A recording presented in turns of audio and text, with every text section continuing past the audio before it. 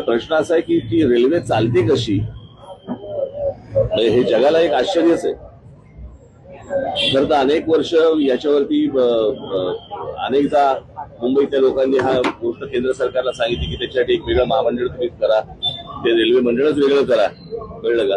अजूनही काही होत नाहीये त्या सगळ्या गोष्टींसाठी. आणि रेल्वे मुळात एक गोष्ट आपण बघितली पाहिजे याच्यातनं की या शहरांचं, सगळ्याच आपल्या शहरांचं काय झालंय. नुसता हा रेल्वे पुरता मध्ये विषय नाहीये. मी त्या दिवशी माझ्या एका मुलाखतीमध्ये पण मी सांगितलं होतं की हा सगळ्या शहरांचा आपल्या विचका झालेला आहे.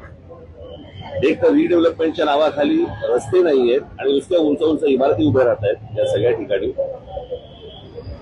आणि रस्ते नसल्यामुळे पार्किंगची व्यवस्था नाही, पार्किंगची व्यवस्था नाही म्हणून ट्रॅफिक अडला जातो.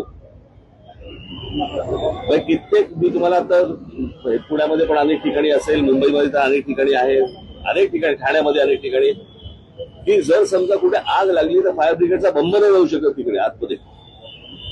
अशी आपली सगळी शहरांची अवस्था झालेली आहे. कोणी शहराचं प्लॅनिंग म्हणून मागे मी म्हटलं होतं की टाउन प्लॅनिंग नावाची काही गोष्टच नाही आपल्याकडे.